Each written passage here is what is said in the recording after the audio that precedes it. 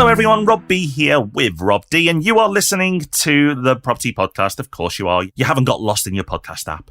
And that's great, because this week we're going to give you a step-by-step process that will help you pick the right area to invest in. Or if you feel like you've already picked an area to invest in, by going through this process, you'll be able to validate that you've made a great decision, or maybe question it before you make an expensive mistake. So this is an episode you do not want to miss.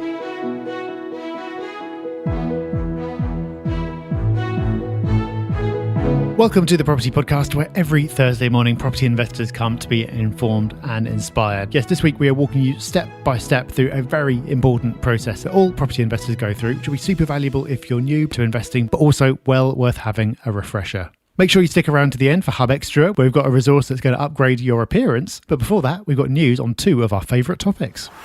So Rob, for me, the biggest news story of the year, well, at least for us, is coming next week. Because next week, we've got a very special episode.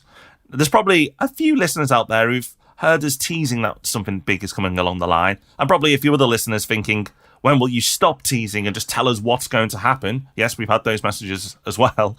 We can say, Rob, that the teasing will stop and the announcements will be made next week. Yeah. Finally, if you're a bit fed up and just wanting us to get on with it, I feel you. I feel the same way. We wanted to do this for blooming ages, and for various reasons, some of which may become clear next week, it's taken longer than we'd like to get to this point, but we are there. And so next week, we are finally going to be spilling the beans on what we've been working on all this time. And maybe it's going to be something that you want to get involved in. And if you are, that's really exciting. But even if it's not, I think as someone who's interested in property, there's going to be a lot of value in you following along with what we're going to do next. And there'll be opportunities for everyone to learn loads from it. So I'm very, very excited for next week, Rob. Yeah, so do not miss that episode. So set your alarm clocks, make sure you get your earpods in. I think the feed goes live at like 6 a.m, if not 7 a.m. So for you really keenos, you can listen to all about it next week, early on in the morning. And for the rest of you, you can listen to it on your commute, on your walk, or however you listen to the pod.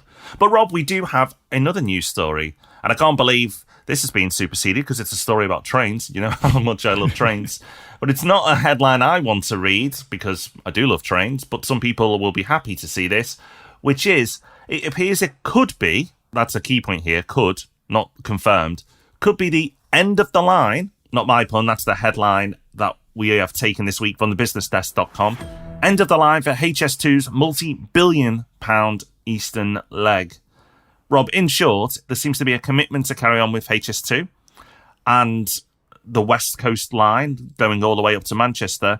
But there seems to be a fair few rumblings that the eastern leg of the line, which goes to Nottingham, Sheffield and Leeds, could be binned.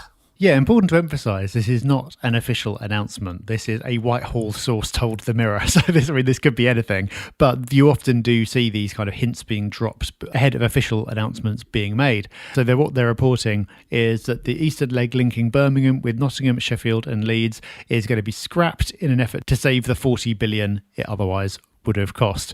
So getting from London to Birmingham very slightly quicker, obviously extremely important for the country. Linking up several of the country's most important cities where the infrastructure is literally stuck in the 70s, not so important. So they're just not going to bother. And we've talked about this before, Rob, so don't want to harp on about it too much, but I still think they're building it backwards. To me, the bit that's being scrapped would have been the most valuable bit that should have been done first.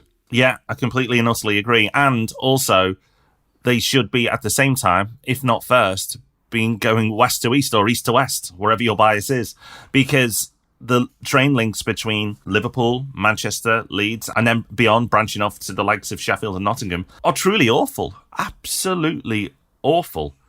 It's amazing how long it takes to get from Liverpool to Leeds. It's just not practical to commute between the two, which is crazy when you think you can get from the Midlands, so Rugby, for example, to London in 50 minutes, whereas Leeds to Liverpool is an hour and 50. Absolutely nuts.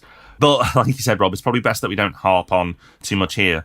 But a bit of positive news for those who are thinking, oh, will the rest of the line be scrapped? They are already building it. They are boring tunnels right now in the Chilterns. So they are going ahead. It is happening.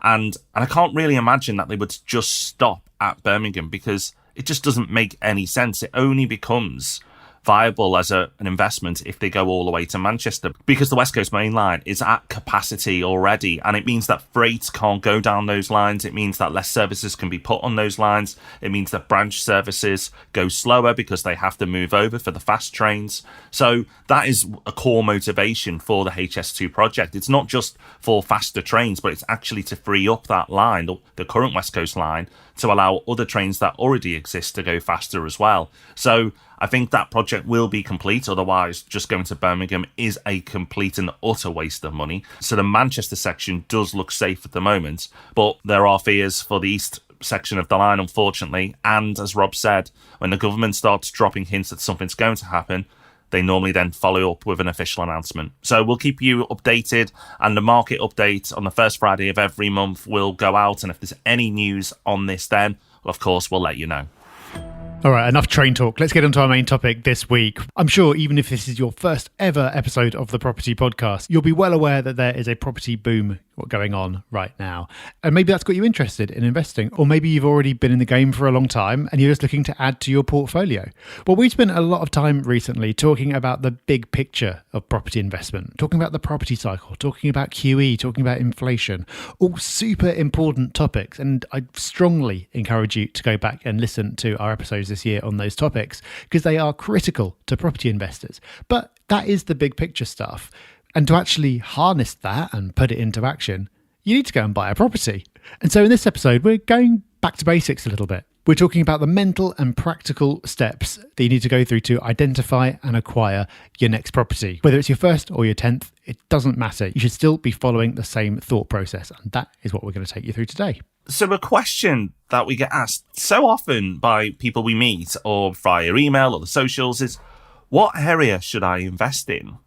And it's a really difficult question to answer, because it really depends on you and what you want from your property investments.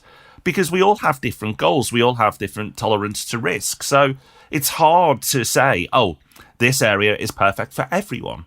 So in the beginning, it's really important, Rob, that people focus on what is important to them. So are they after a property that will be the most hands-off possible with the least tenant risk, but are prepared because of that to accept a small yield and just be happy that they're in a property investment game? Or are they after a capital growth play? There's so many different things you can want from a property that will mean people will go into different areas. So if someone's super keen on capital growth right now, there are places you can invest. If people are in it for the super long term, then London tends to be the safe bet, even though it's not a great place to invest right now.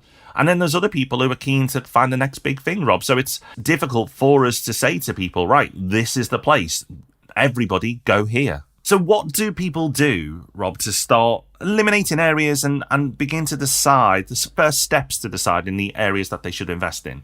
It is largely driven by what you've said, which is deciding what's important to you. And I think that's a lot easier said than done. If you are in a position where you're thinking about making your third acquisition or your fifth or whatever, I think you'll find it much easier because you'll have learned from experience what matters to you, possibly by going through bad experiences. Going, oh, I really don't want to do that again. It's very hard to know in advance what something is going to be like. Something might sound fine, like investing at absolutely the other end of the country. You go, yeah, of course, that's the way to do it. That's where the returns are best. But actually being so far away just makes you nervous and you don't want to do it. But as best you can, do try to come to that decision. And then large parts of the country will rule themselves in or out. So the obvious one is, how far away from home are you willing to go? The further, the better in terms of investment returns, because obviously if you have the whole of the country open to you, then you're going to have more scope to find one of the best areas that there is. If you are restricting yourself to an hour from where you live, then the choices are going to be far more limited. But in any case, that is an important decision to make. Then when you start thinking about probably the next most important distinction, which is, are you thinking more about income now or growth over the total term of your investment? That will rule locations in and out as well. And then another layer on top of this is your budget. Some areas of the country clearly are more expensive than others. And so you'll have a certain amount of cash to spend. You can use a mortgage to give yourself some leverage and increase the value of the property that you can buy, but it can only go so far. If you're looking for a really basic rule of thumb, take the amount of cash you've got and multiply it by 3, because you can normally borrow up to about 75%, which would be the equivalent of multiplying it by 4, but then you've got stamp duty and some costs and things like that to factor in. So that's going to be only very, very approximate, but it gives you something to work with. So what you're kind of doing is drawing a few different circles. If you imagine circles on a map, you've got the circle within which you would be prepared to invest, a circle within which you can afford, and then some other circles of areas that hit the criteria for what matters to you. And depending on your criteria, what you end up with after doing that could be quite a small focused area, especially if you're deciding to limit yourself to places that are geographically close to where you live. But you may still have plenty of choices. You might have lots of the country open to you. And if that's the case, Rob, then we've got a bit of guidance to offer. We have, because it can still be overwhelming when you're trying to pick the right area, like the where is hot right now. Well, we've got you covered.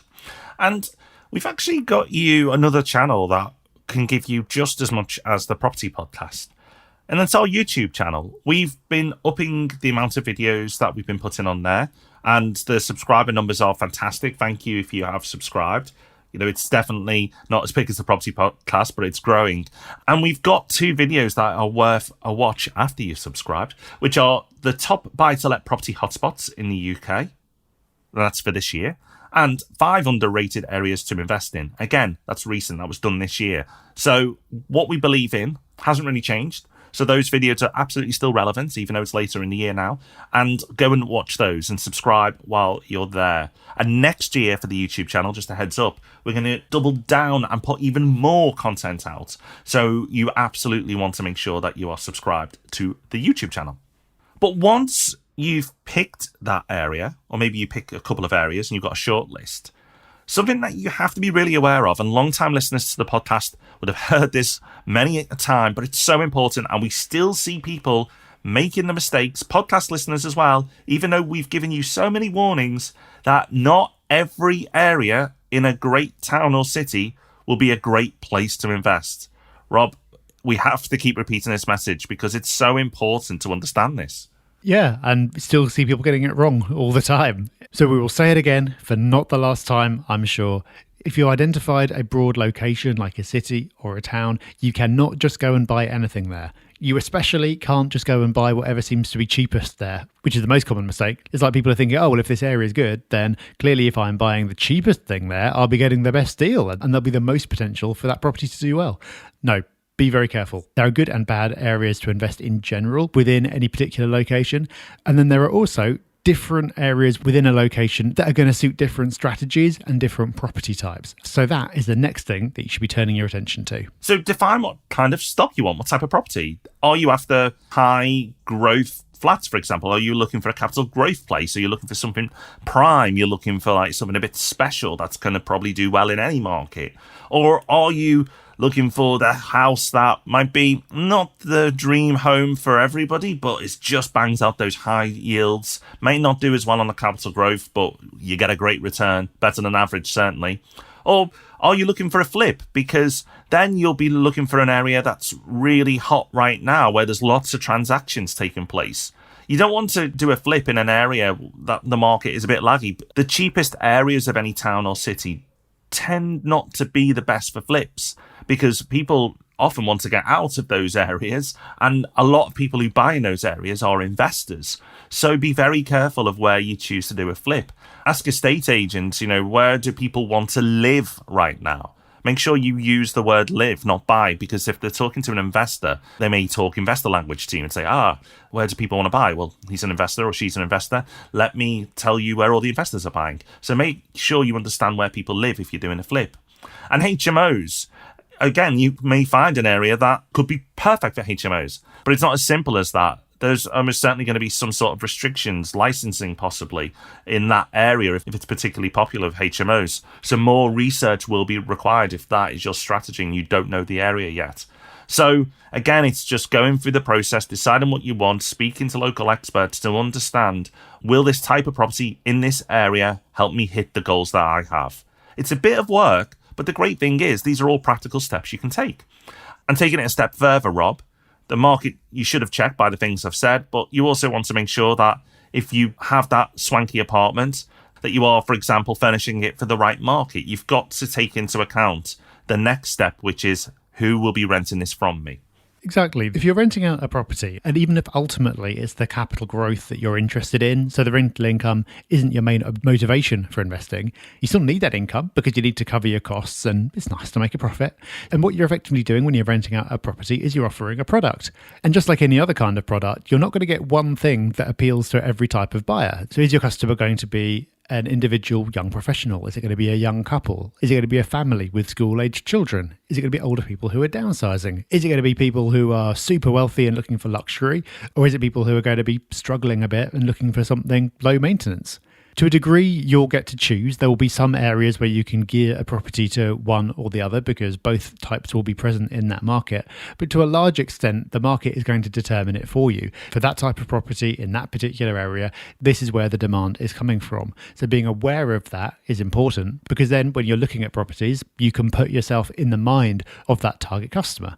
So for example, if you're targeting young professionals, then depending on where you are in the country, either public transport links or the ability to drive to work is going to be really important to them. So if you're looking at a property and it seems to tick a lot of boxes for you, but it's a long way from the train station or there's no parking there, chances are it's not going to work out. So let's look at an example of how this could play out. So let's say you look at Manchester or Greater Manchester. It's a big area. So you're open to the idea of investing in or around Manchester. And in this example, your goals for this are that you want capital growth potential. You want the fundamentals there already, so you're not playing too risky like the fundamentals are going to come in at a later date. You kind of want a reasonably safe bet for a place that's going to experience some capital growth. So you've got your Greater Manchester map out, you're looking at it all, it looks all great, and then you start to narrow it down. You look at the city centre and you look at your budget and the two don't match up, so you exclude that. So you go further out and you look at Stockport. Stockport's interesting. The prices are lower, but it's got great capital growth potential as well. But like any area, as we said, there are good parts and bad parts of Stockport and in and around Stockport. So you want somewhere that's popular now with young professionals and gives you that chance of growth. There's a few areas that you can immediately rule out, but an area that probably would fall into that category is East Didsbury. So you start to focus in on that area. Now, how will you get that knowledge? How will you go through that process? So it's by speaking to local experts. And this is the next part of your journey in identifying the best places to invest. Is desktop research is going to take you a long way. And you can use tools like Rightmove, the Property Hub forum, search in socials. There's loads of good stuff on socials, including Property Hub, where we do Q&As, so you can ask questions there as well. And there's other good people out there who are doing really interesting things on the socials, so you can ask those people.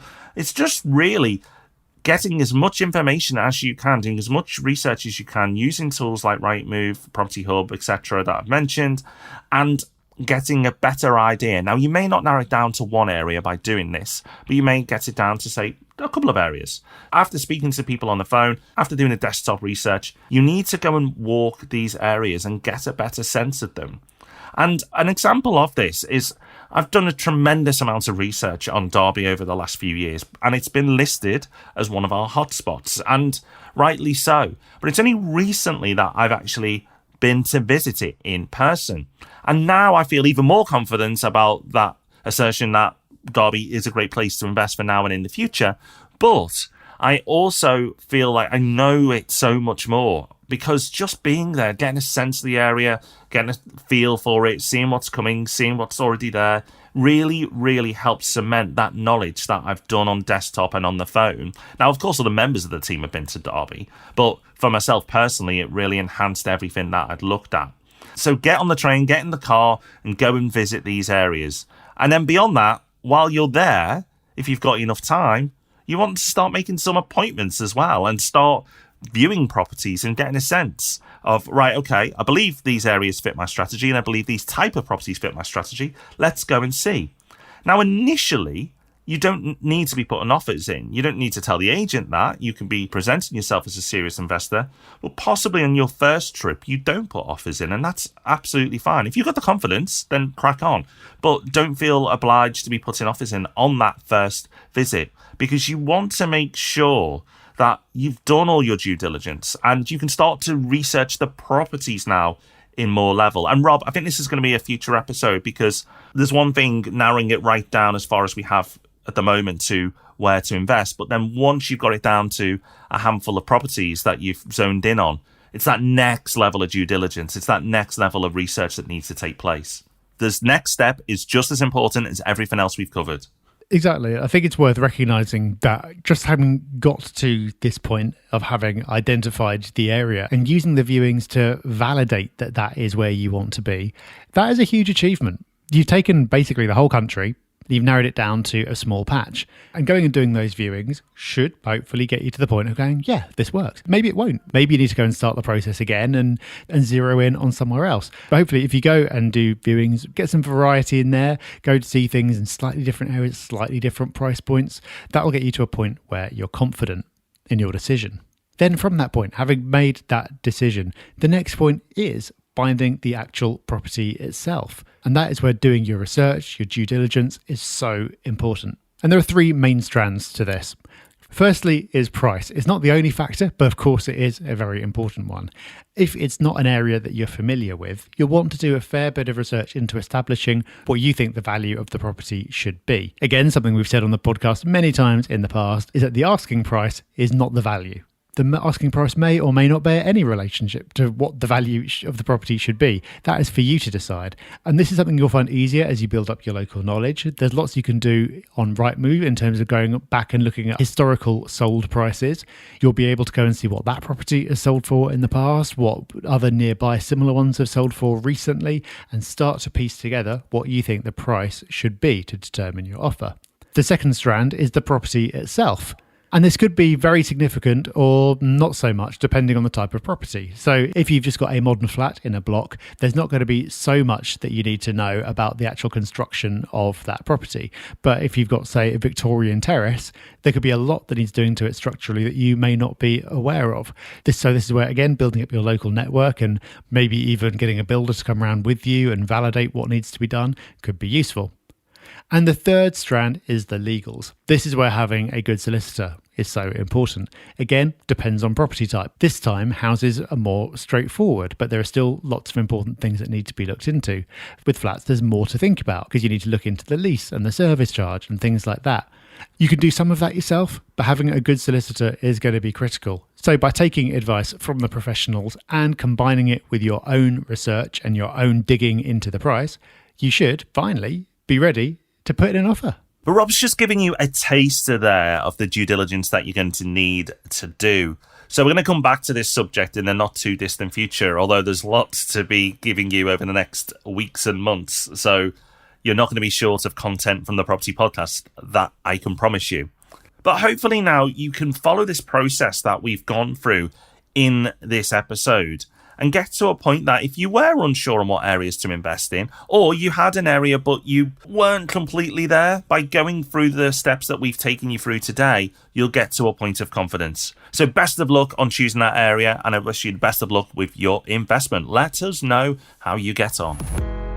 Before we wrap up this week's episode, there's just time for Hub Extra, that part of the show where we give you a little bit more, whether it's a book, a resource, a quote, something to think about, or occasionally, like today, a piece of software. They're kind of our favourite, to be honest. And this is a great one if you find yourself doing a lot of video calls, because it's called Camo, and it's a way of using your iPhone as a webcam. Why would you want to do that? Because if you've got a built-in camera or an external webcam, they probably look terrible. For some reason, the quality of webcams is just awful, even if you get yourself an expensive one. But the camera on your iPhone is really good. And what this tool does is allows you to connect your iPhone to a computer to use it as a webcam, and does some extra special processing on it, which, to be honest, I don't really understand, to make it look even better. I recently tested it out and the difference is absolutely amazing. So it's called Camo. We'll put a link to it in the show notes. And if you're spending a lot of your time on webcam, as let's face it, a lot of us are these days, and you want to give your appearance a little bit of an upgrade, it's a great one to look into. So we will be back for that huge reveal next week. And we promise, honestly, it's worth the wait. If we've been working on it this long, you know it's big, and it really is. So make sure you join us for next week's episode. Thank you for all your support. Thank you for getting behind the podcast. If you are enjoying it, please feel free to leave a review on iTunes. Everyone says it helps the ratings and the charts. I'm not too sure, but it's still nice to read them regardless. And we do read every single one of them. So if you've been enjoying the podcast for a while and you want to support it, then please do leave a review. We'll be back on Tuesday with Ask Rob and Rob. And of course, we'll be back with the main event, the Property Podcast, on Thursday with that big reveal. We'll see you then. Bye-bye. Bye-bye.